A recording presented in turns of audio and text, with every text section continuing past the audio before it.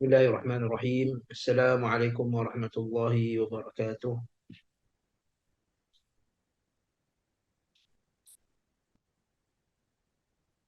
إن الحمد لله نحمده ونستعينه ونستهديه ونستغفره ونعوذ بالله من شرور أنفسنا ومن سيئات أعمالنا.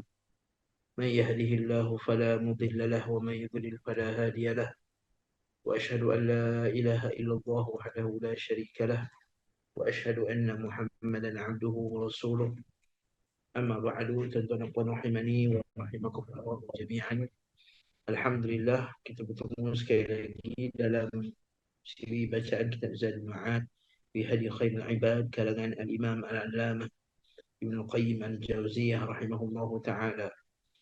Hari ini kita akan sambung lagi, tuan-tuan, barakallahu fikum, surat yang seterusnya yang diutuskan oleh Nabi sallallahu alaihi wasallam kepada sekalian penguasa. Ya, seperti yang kita semua sudah maklum, selepas termeterainya perjanjian Hudaibiyah, maka Nabi SAW dan umat Islam mempunyai keamanan, telah mendapat keamanan untuk meneruskan agenda dakwah baginda SAW disebabkan gencatan senjata selama 10 tahun. Jadi ketika itu Nabi SAW menggunakan segala peluang keamanan yang ada untuk meneruskan agenda dakwah. Nabi SAW menyampaikan Islam kepada seluruh umat Islam, kepada seluruh umat manusia. Khususnya pada waktu tersebut Nabi SAW menghantarkan utusan kepada raja-raja, menghantar surat mengajak mereka kepada Islam. Hari ini kita akan tengok surat yang seterusnya, iaitu surat baginda SAW kepada Raja Oman. Raja Oman yang kita ada sekarang ni, Oman, yang kita semua sudah maklum, kerajaan Oman. Dan cuma kita sebutlah kerajaan Oman pada zaman sekarang ni ialah kerajaan Ibadiyah. Akidah mereka di atas akidah uh, Khawarij Ibadi. Khawarij Ibadi bukan di atas ahli sunnah, namun berdasarkan maklumat yang kita dapat daripada sahabat-sahabat kita, ramai ahli sunnah di Oman dan sekarang ni. Cuma mereka ni tidak diberi peluang lah kerana pemerintah meletakkan bahawa akidah rasmi negara tersebut adalah akidah Ibadi. Ala kulli hal, alhamdulillah, Oman pernah berada di bawah kerajaan Islam. Oman telah menjadi sebuah negara Islam. Dan hari ini kita akan tengok surat baginda sallallahu alaihi wasallam kepada Raja Oman tersebut.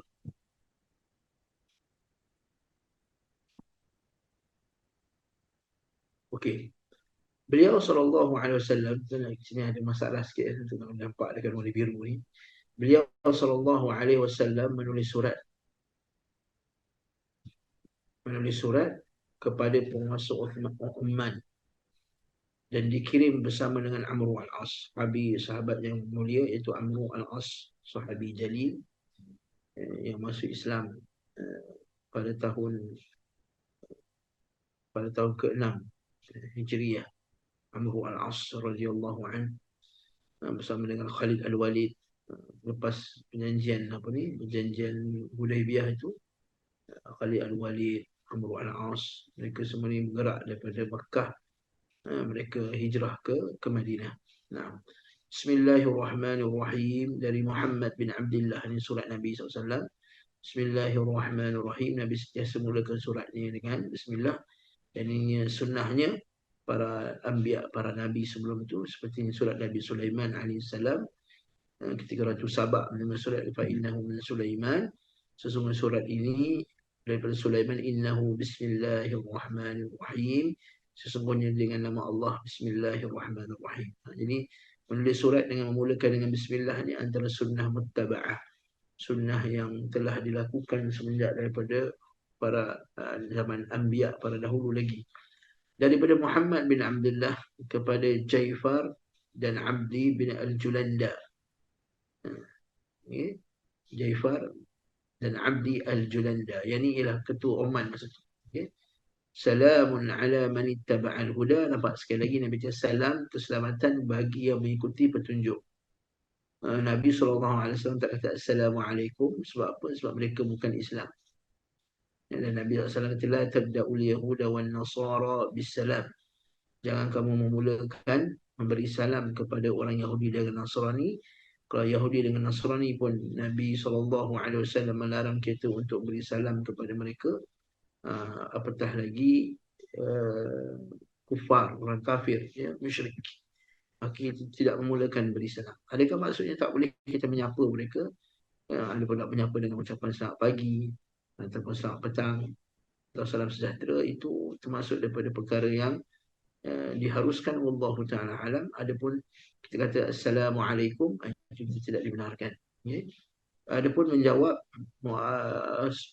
salam yang disampaikan oleh orang kafir, itu masalah yang telah diperkhilafkan di kalangan para ulama lah. Sebagian ulama mengatakan bahawa kita hanya menjawab waalaikum. Sebahagian kata kita boleh menjawab waalaikumsalam.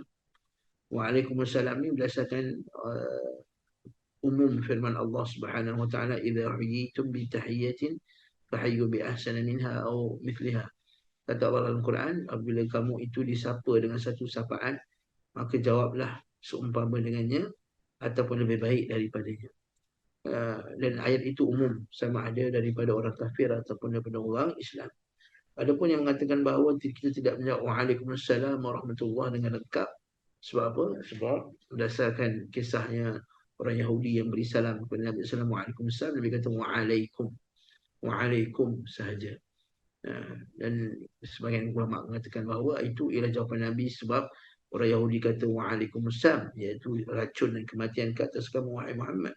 Maka Nabi SAW menjawab waalaikum, ke atas kamu juga, dan ke atas kamu dulu, dan ke atas kamu juga, kan? Jadi Nabi kata ke Aisyah, sesungguhnya walaqad qil, sesungguhnya telah diucapkan doa tersebut, dan doa aku makbul, doa orang kafir itu tidak makbul.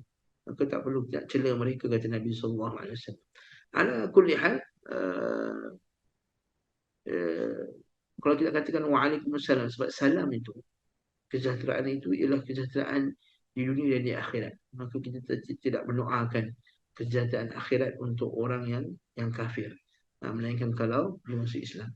Amma ba'du, ini ialah ucapan untuk memisahkan faslul khitab, bahasa Arab panggil faslul khitab. Ulama juga khilaf siapakah yang mulakan faslul khitab ni. Ada kata Nabi Yaqub yang mulakan faslul khitab, iaitu amma ba'du. Tapi ala kulli hal, yang sahihnya ialah sunnah Nabi SAW untuk memisahkan muqaddimah dengan isi. Amma ba'du, iaitu ada pun selepas itu, sesungguhnya aku mengajak kalian berdua dengan dakwah Islam. Nampak? Ad'ukum bidi'ayatil Islam. Aku ajak kamu dengan dakwah Islam. Masuklah kalian berdua ke dalam Islam, maka kalian berdua akan selamat. Yang ni mesej Nabi SAW sangat ringkas.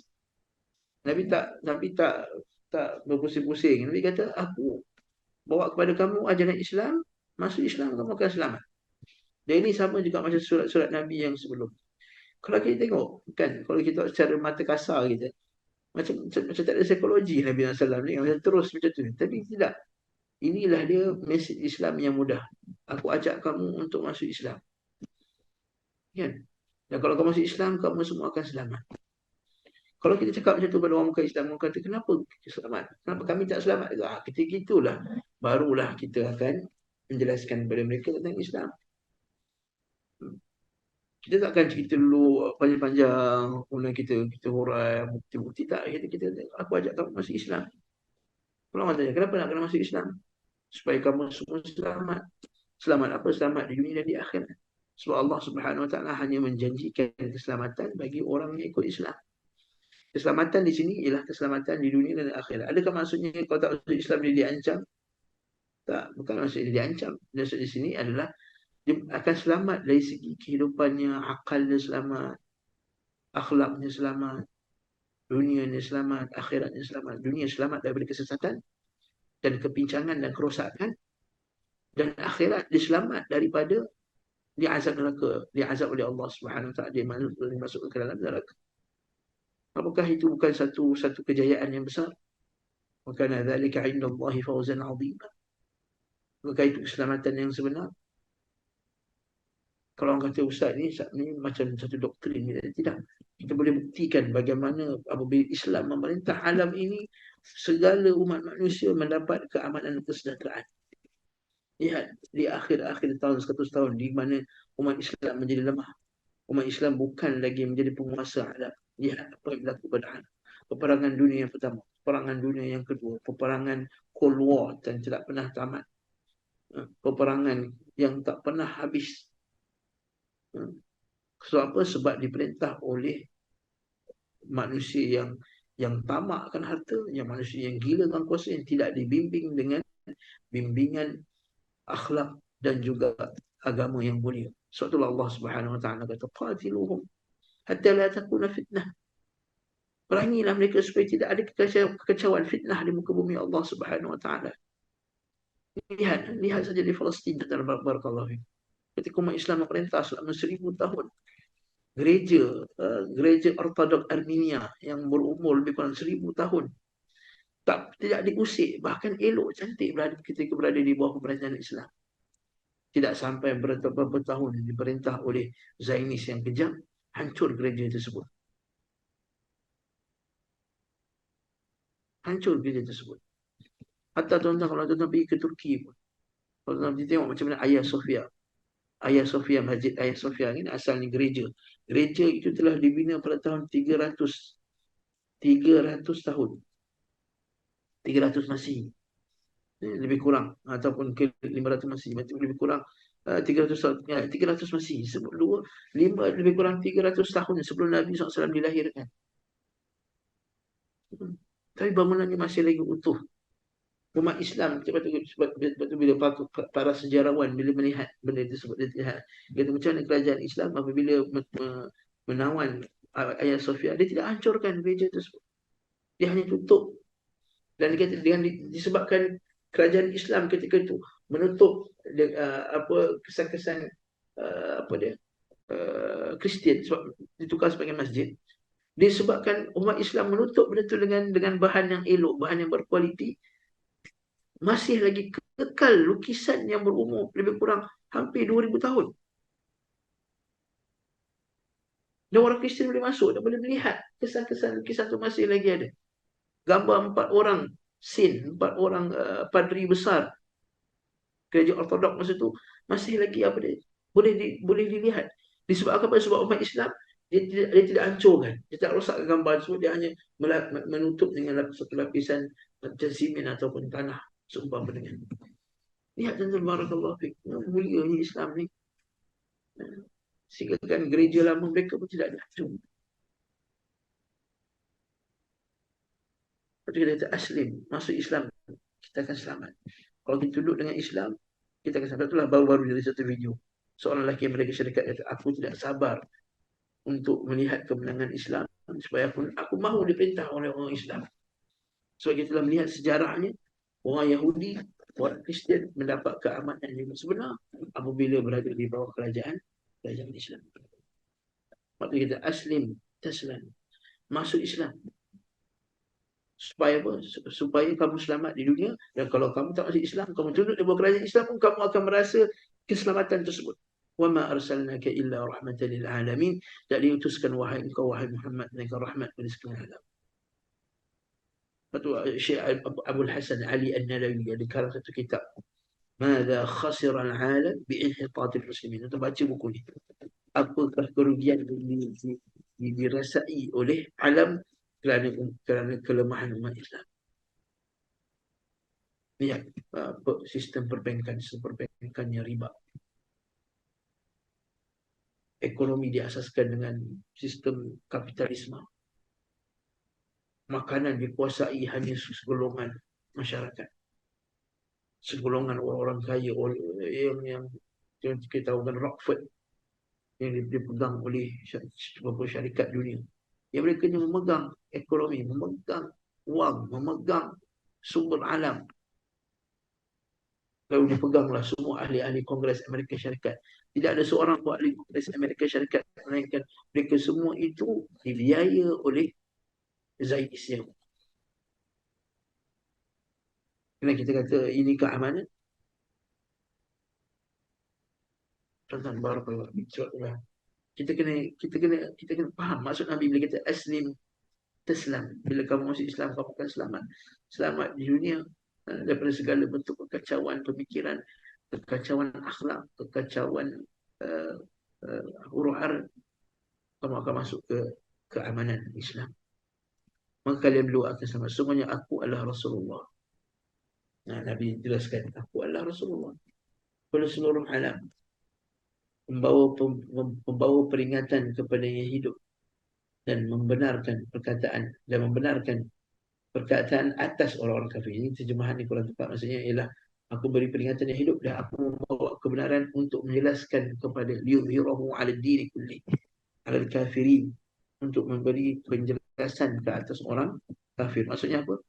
Perkataan atas orang kafir itu menjelaskan hujah ke atas orang kafir bahawa aku Islam ini agama yang benar. Apabila kalian berdua membenarkan Islam, maka kalian berdua akan aku jadikan sebagai penguasa. Maksudnya kalau kamu di masjid Islam, kamu akan kekal berpegang dengan kuasa kamu. Itu menunjukkan bahawa dalam Islam, jihad, expansion, futuhat bukan kerana glory. Seperti yang dibawa slogan yang dibawa oleh Kristian. Semasa mereka meluaskan empire mereka, mereka menggunakan slogan apa tu? God, Gospel and Glory. God, Tuhan. Kononnya Tuhan. Nak sebarkan ajaran Kristian. Itu sebenarnya tidak. Hanya untuk menyebarkan hegemoni dalam penguasaan. God, Gospel. Gospel maksudnya Bible orang and Glory. Tapi sebenarnya bukan gold. Sebenarnya gold. Emas.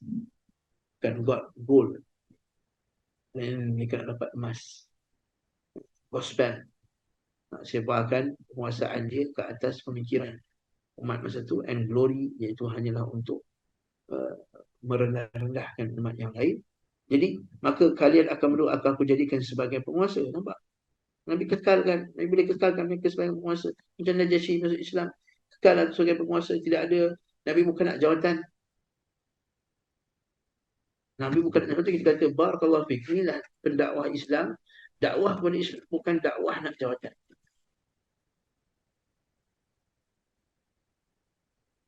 Kalau kita berdakwah nak orang ajak orang Islam, kerana kita yang nak jawatan tersebut, ini akan memberi satu tuhmah yang buruk kepada gerakan Islam.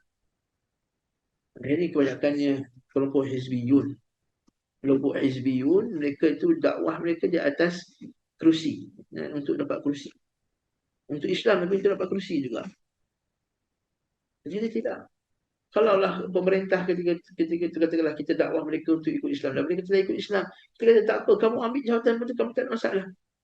Kami bukan nak jawatan tersebut, kami nak kamu laksanakan Islam. Itu bezanya dakwah murni ahli sunnah. Dakwah murni ahli sunnah, mereka bukan dakwah untuk mendapatkan kerusi, tidak. Wallahi, kata Syekh Mukbil, kalau mereka nak bagi aku kerusi presiden zaman sekalipun, aku takkan tinggalkan kerusi ini. Aku takkan tinggalkan kerusi, aku mengajar ini.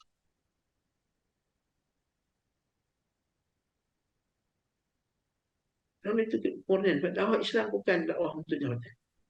Bukan dakwah untuk mendapatkan. Tilka darul akhirah naj'aluha. Itulah negeri akhirat naj'aluha lilladzina la yuridu da'uluan fil ard. Yang kami jadikan dia la yuridu da'uluan fil ard. Orang yang bukan nak ketinggian di muka bumi, wala fasada, dan juga bukan untuk perasaan.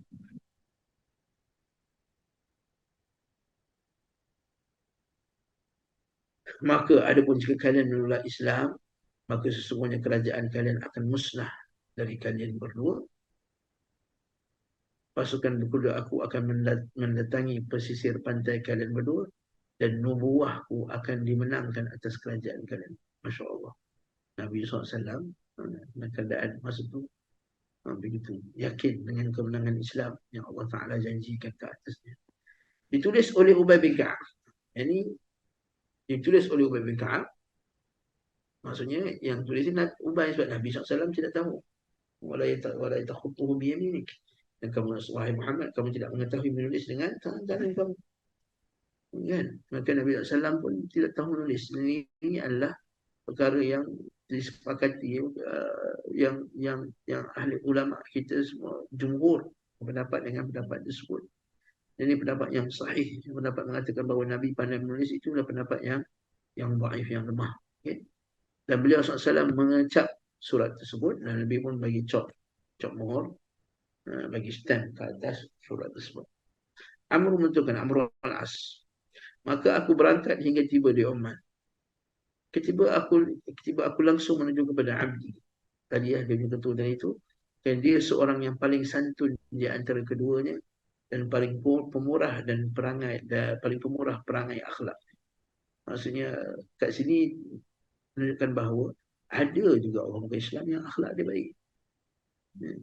Dan kita ni memang barakallahu fiik, secara fitrahnya kita akan lebih mudah berurusan dengan orang bukan Islam yang akhlaknya baik.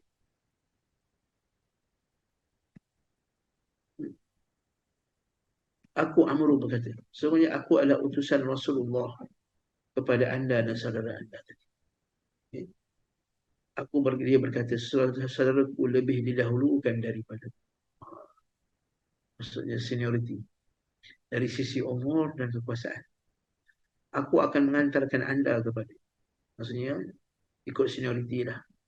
Menunjukkan bahawa memang protokol ni kita kena ikut senior lah. Kita kena jumpa orang yang lebih senior. Kan? Aku akan mengantarkan anda kepadanya agar anda membacakan surah anda, agar anda bacakan pada dia. Dia bertanya, apakah yang anda ajak kepadanya? Kamu nak ajak apa sebenarnya ni? Dia kata, aku nak mengajak anda kepada Allah semata-mata dan tidak berbuat syirik kepadanya. Masya Allah. Murni dakwah ni. Dakwah ni murni. Aku ajak kamu untuk beribadah kepada Allah dan tidak buat syirik. Dan meninggalkan semua nisbah selainnya.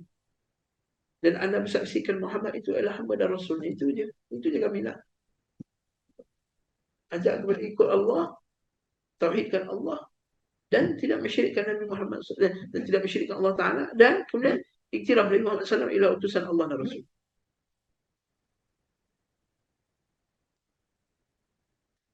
Dia berkata, wahai Amr, sungguhnya engkau adalah anak penghulu kaum anda, Amr al-As. Kan ayah dia Al-As bin Wa'il, orang besar. Orang besar di kalangan orang musyrikin. Apakah yang diperbuat oleh bapa anda kerana dia telah menjadi teladan bagi kami? Dengar ni. Aku menjawab, dia meninggal dan belum beriman kepada Nabi Muhammad sallallahu alaihi wasallam. Mati dia sebagai seorang kafir. Al-As bin Wa'il, nama ayah dia Al-As bin Wa'il. Padahal aku sangat berharap dia memeluk Islam dan membenarkan beliau sallallahu alaihi wasallam. Masya Allah. Dahulu aku semisal dengan pandangan bapa aku. Maksudnya dulu aku sama macam kafir. Sehinggalah Allah beri petunjukku dengan petunjuk Islam. Masya Allah. Dia bertanya, kapankah anda ikut ini? Bila kamu ikut ini? Aku baru je.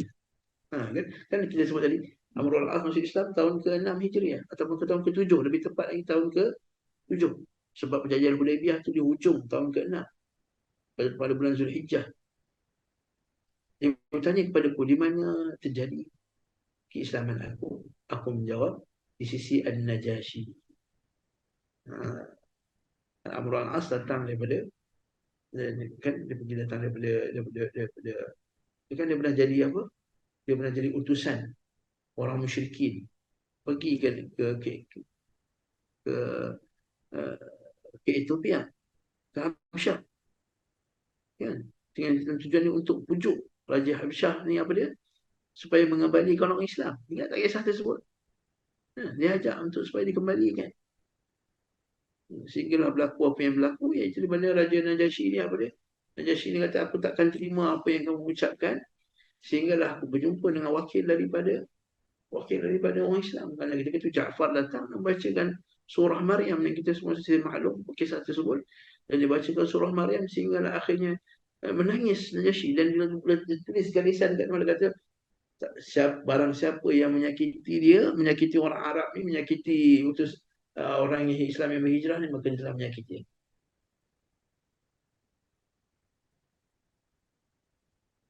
Maka Abdul Aziz kata, aku jawab di sisi An-Najashi. Dan aku mengkhabarkan kepadanya bahawa An-Najasyi telah memeluk Islam.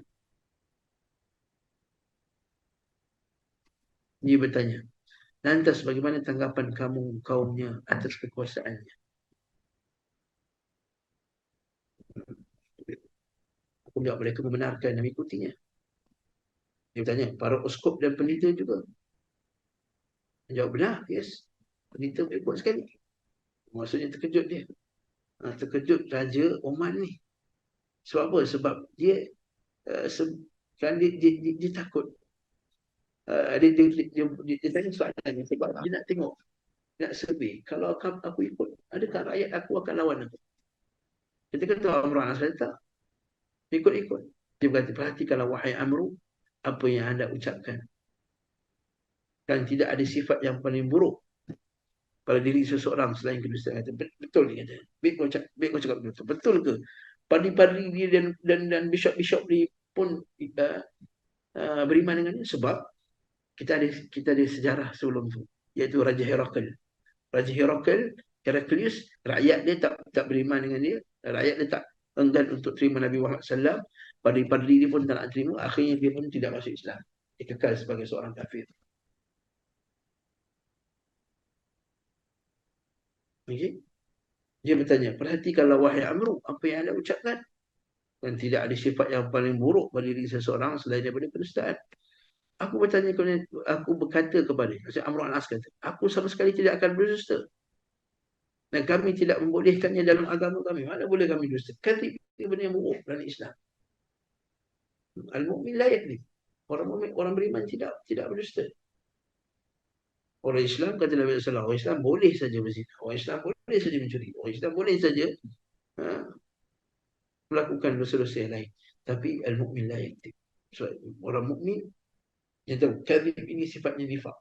Sifatnya orang munafik.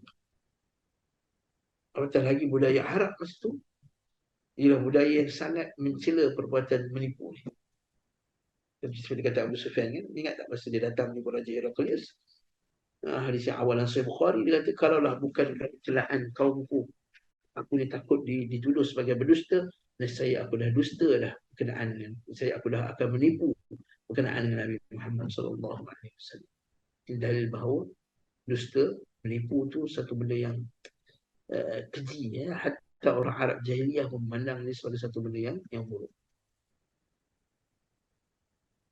Dia melanjutkan, menurut aku Heraklius tidaklah mengetahui keislaman Najasyi. Nampak? Sebab kalau ikut dari segi besar kerajaan, Najasyi ni kerajaan Kristian, Herakl kerajaan, tapi cuma kerajaan Herakl adalah kerajaan yang lebih besar. Kalau tuan-tuan tengok sejarah Turki, barakallahu fiik, kat kawasan Turki itu, kalau kita akan tengok daripada Palestin sampailah ke Turki itu, kita akan lihat kesan daripada kerajaan Byzantine Timur yang mereka ni sangat kuat dan besar. Besar dalam Allah. Kuat kerajaan ni pun ni. Dia melanjutkan, dia jauhlah beza dengan orang Arab. Tapi Allah Subhanahu Wa Taala apabila ingin memenangkan umat Islam, dia menangkan umat Islam walaupun umat Islam masa tidaklah sehebat kerajaan Rom Timur yang punya bangunan yang gagah, stadium yang besar-besar, tiang-tiang yang hebat-hebat, peralatan senjata yang canggih. Tapi Allah Subhanahu Wa Taala boleh nak menjatuhkan sesuatu, yu'izzu man yasha wa yudhillu man yasha. Lihat bagaimana jatuhnya kerajaan Byzantine Timur di tangan umat Islam. Dan kita kata tak mustahil Amerika Syarikat Zionis ni boleh jatuh. Allah Subhanahu Wa Taala boleh beri kemenangan umat Islam dengan apa cara sekalipun. Pada jangan kata, oh mereka ni kuat, tak ada peluang kita nak menang. Tak, Allah Subhanahu Wa Taala boleh menang. Cukuplah Allah Subhanahu Wa Taala, hasbunallah wa ni'mal wakil. Allah Subhanahu Wa Taala boleh menangkan. Dia melanjutkan, dulu aku Heraklius tidak mengetahui. Aku menjawab, Abu Al-Asad, bahkan sebaliknya Heraklius tahu. Dia bertanya, dengan apakah anda mengetahui itu? Dengar ni macam mana dia tahu. Aku berkata, dahulu An-Najasyi menyetorkan pajak kepada Heraklius. Ketika dia meluk Islam dan membenarkan Nabi Muhammad SAW, Dia berkata, tidak demi Allah. Walaupun dia Herakl meminta kepadaku 1 dirham sekalipun, aku tidak akan memberikannya. Sebab apa? Sebab Herakl masih lawan dengan Nabi Muhammad SAW. Perang dengan Nabi Muhammad SAW. Kabar kataan tersebut sampai kepada Herakl. Kerana itu Yunnaq, anak saudaranya, berkata, apakah anda akan membiarkan hamba anda tidak menyetorkan pajak pada, menyetorkan pajak maksudnya tidak membayar jizyah, wang kepada anda, lalu dia meluk agama yang baru. Jadi kalau orang kata, Herakl, kenapa ni? Najasyi ni bukan berada bawah korang. Sebab dia kerajaan Kristian yang lebih kecil banding dengan kerajaan Rom Timur di utara sana. Apakah anda reba? Maksudnya kau tak ada nak serang apa-apa ke? Tak ada kamu nak melakukan apa penindakan ke atas Najasyi ke? Sebab dia dah ikut agama yang baru ni, tinggalkan agama kita. Heraklius menjawab, sesungguhnya, kata Heraklius, seseorang menghendaki sebuah agama, lalu dia memilihnya untuk dirinya, yang aku tidak lakukan. Demi Allah, seandainya bukan kerana ketakutan akan hilang kekuasaanku, nescaya aku akan melakukan apa yang dilakukan. Allah. Itu menunjukkan bahawa Heraklius dia tak marah sebab dia tahu bahawa apa yang Najasyi ikut itu adalah kebenaran. Sebab dia sendiri pun naik jiwa dia dah dekat. Kan dia kata apa? Dia kata kalaulah seperti apa yang dikhabarkan ini, nescaya aku akan pergi kat dia, aku akan basuh kaki dia. Inilah Nabi itu kata Heraklius. Dan dia akan duduk kat kursi aku ni. Dan dia akan kuasai alam. Tapi Heraklius buat tak buat, dia tak buat. Kita semua tahu kisah tersebut yang dikumpulkan semua parti-parti dia dalam dewan dia, dan dia tutup. Dan kemudian dia kata, apa pendapat kamu kalau kita ikut Muhammad SAW? Ketika itu bisinglah, dan semua tahu. Dan semua tahu kisah tersebut macam mana. Dan akhirnya dia kata, aku sebenarnya mahu menguji kalian. Adakah kalian yang di atas iman, masih lagi di atas iman kepada ajaran Nabi Isa AS? Maksudnya ajaran Isa, ajaran Kristian kita lah. Rupa-rupa sebenarnya dia nak menyorokkan, dia nak test. Kalaulah dia punya padi-padi diikut dia, saya dia dah masuk Islam lah. Tapi ini menunjukkan bahawa dia takut kehilangan kekuasaan lebih besar daripada takut Allah Subhanahu wa taala. Wa minan nasi man yaj'alu fitnatan nasi ka'adzabillah. Dan di antara manusia ini menjadikan celaan-celaan manusia itu lebih besar daripada azab Allah Subhanahu wa taala.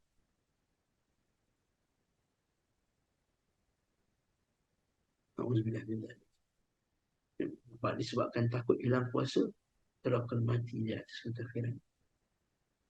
Semoga Allah Subhanahu wa taala selamatkan kita daripada fitnah kekuasaan, fitnah harta. Heraklius menjawab, seandainya seseorang menghendaki sebuah agama baru, lalu dia memilihnya untuk dirinya, yang aku tidak lakukan, demi Allah, seandainya bukan kerana ketakutan hilang kekuasaanku, nescaya aku akan melakukan apa yang dia lakukan. Allahu Akbar. Abdu berkata, betul ni Amru Anas. Kata, betul ke kamu ucapkan kepada Allah? Aku kata, demi Allah, aku berkata jujur pada anda. Abdu berkata, khabarkanlah kepadaku, apakah yang dia perintahkan, apa yang dilarang. Masya Allah. Aku menjawab, beliau SAW merintahkan untuk mentaati Allah Azza wa Jalla dan melarang berbuat maksiat kepadanya. Beliau SAW merintahkan untuk berbuat kebajikan dan menjamu silaturahim, melarang daripada perbuatan zalim dan permusuhan, melarang perzinaan, melarang meminum khamar, melarang daripada beribadah kepada batu, berhala dan salib. Allahu Akbar. Mesej Islam mudah. Mesej Islam sangatlah mudah. Barakallahu fiik.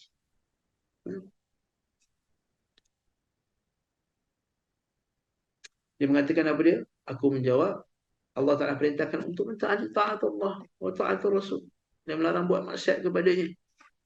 Beliau SAW juga memerintahkan untuk berbuat kebajikan dan menyambung silaturahim. Di Islam, menyambung silaturahim. Makin kita ikut sunnah, makin kita ikut Nabi SAW, makin kita akan tengok umat Islam ni makin dijaga silaturahim dan buat kebaikan. Melarang daripada buat zalim. Sebab tu dalam Islam tak boleh bunuh kanak-kanak. Tak boleh bunuh wanita. Tidak boleh bunuh orang tua. Tidak boleh dalam peperangan. Ini dalam peperangan. Tidak boleh bunuh wanita. Melainkan wanita yang ikut sekali perang nak serang orang Islam. Tak boleh bunuh kanak-kanak. Tak boleh bunuh orang tua. Tak boleh memotong tumbuh-tumbuhan menjadi makanan. Tidak boleh memecahkan rumah ibadat. Tidak boleh membunuh orang-orang agama, padri-padri dan seumpama dengan. Kalau kita baca kisah Nabi SAW, nampak seorang wanita dibunuh dalam satu peperangan. Nabi kata, siapa yang lakukan ini? Nabi mengatakan apa dia? Aku berlepas diri daripada siapa yang melakukan perbuatan tersebut.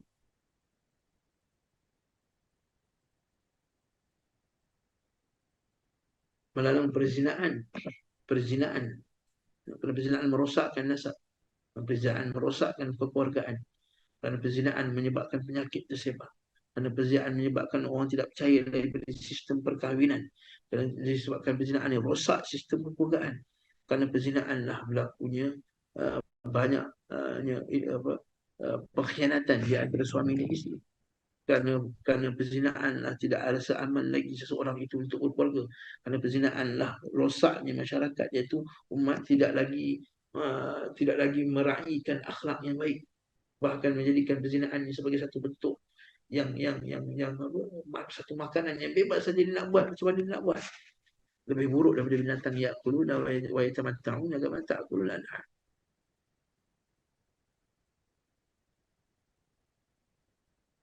Dan melarang daripada khamar. Dilihat hubungan Islam, jaga hubungan dengan Allah, jaga hubungan dengan manusia, jangan buat zalim dan pemusuhan, adawah, yang cek gaduh dengan orang, melarang berzina, jangan minum arak, jangan rosakkan otak, jangan rosakkan keturunan, dan jangan rosakkan akidah, melarang daripada menyembah batu, berhala dan salib. Komplit dalam satu ni. Komplit. Ringkas dalam satu perenggan saja kita dah kenalkan Islam pada orang ramai. Dia mengatakan alangkah bagusnya dakwah yang diserukan ini.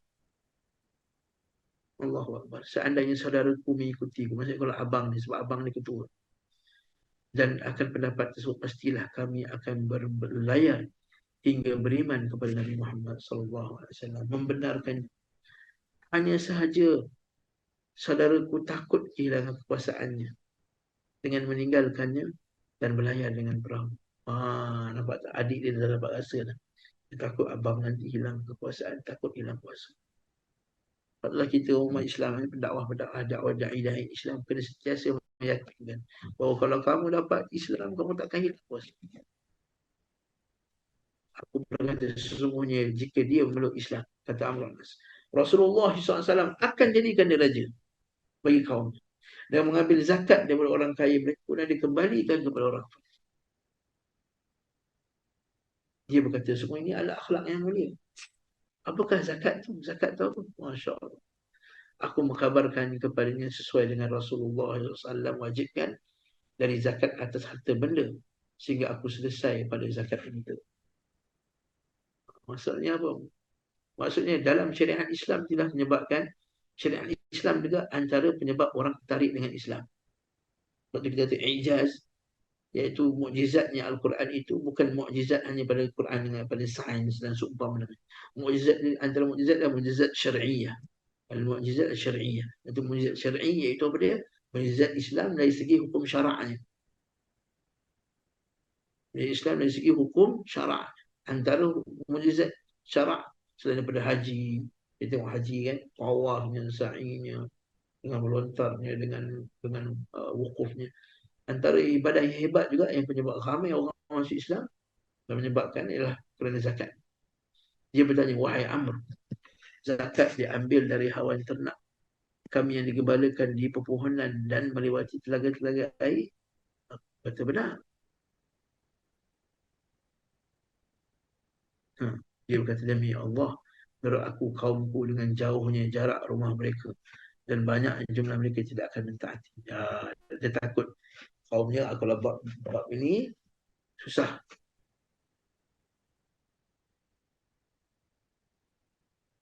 Susah kaum ni nanti nak. Sebab ni masalah duit pula. Kerana manusia itu difitrahkan untuk mencintai duit. Wa yuhibbunal mala hubban jamma.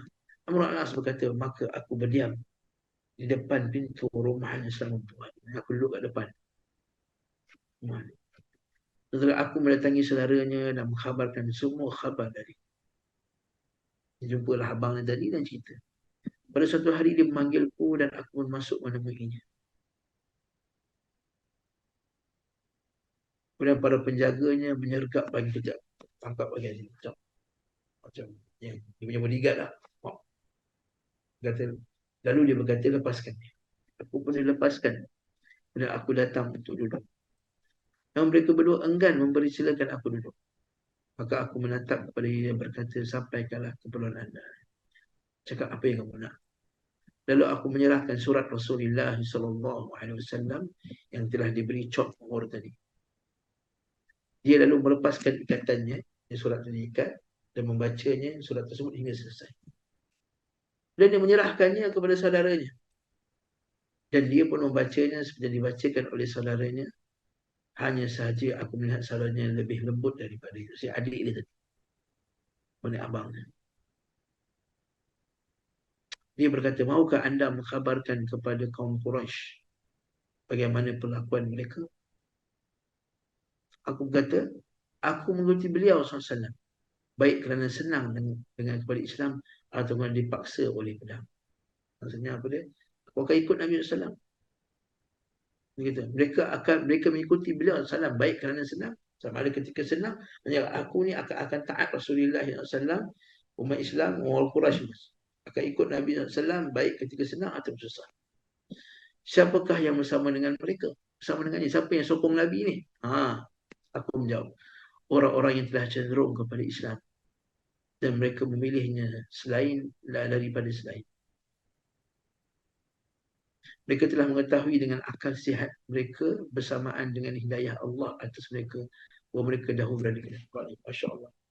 Nanti ni, kalau kita baca tentang ni, tengok mereka mengetahui dengan akal sihat mereka. Mereka bahawa Islam ni ialah agama yang sesuai dengan akal. Tapi tak cukup dengan akal. Mesti dengan hidayah daripada Allah Subhanahu Wa Taala. Sebab ada orang ada akal tapi tak boleh, tak tercapai. Akal mereka tak cukup sihat untuk dapat berfikir macam mana orang Islam berfikir dengan baik. Allahu Akbar. Nampak tak cantik ni? Mereka telah mengetahui dengan akal sihat mereka bersamaan dengan hidayah Allah. Ini akidah sahihah. Iaitu jalan kebenaran boleh didapati dengan akal sihat. Tapi mesti dibimbing dengan hidayah daripada Allah Subhanahu Wa Taala. Sedangkan aku tidak mengetahui seorang pun selain anda dalam keberatan ini. Apabila anda pada hari ini tidak masuk Islam dan tidak mengikuti beliau sallallahu alaihi wasallam, maka pasukan berkuda akan menyerang anda dan memusnahkan segala tanaman hijau anda. Masya Allah. Masuklah Islam, maka anda akan selamat. Dan beliau SAW akan mengangkat anda sebagai penguasa atas kaum anda. Dan pasukan berkuda dan infanteri tidak akan menyerang anda. Masya Allah. Masya Allah. Dia berkata, biarkanlah aku pada hariku ini, kembalilah esok. Lalu aku kembali menemui saudaranya dan berkata, wahai Amr, sebenarnya aku berharap dia akan masuk Islam jika tidak khawatir kehilangan kerajaan. Keesokan harinya aku mendatangi, aku pergilah. Namun dia menolak untuk menemui. Maka aku berbalik menjumpai saudaranya dan mengkhabarkan kepadanya bahawa aku tidak sampai menjumpai. Dan aku tak dapat jumpa dia. Dia pun menghantarkan aku menemui dia berkata, semuanya aku telah memikirkan apa ajakan anda. Ternyata aku adalah orang Arab yang paling lemah. Ternyata aku adalah kaum Arab yang paling lemah. Jika mengangkat seorang raja atas segala yang ada dalam kekuasaanku, yang mana pasukan berkuda yang tidak sampai ke tempat ini. Walau pasukan berkuda sampai pada bilangan 1000 pasukan, tidaklah serupa dengan pasukan yang bertemu.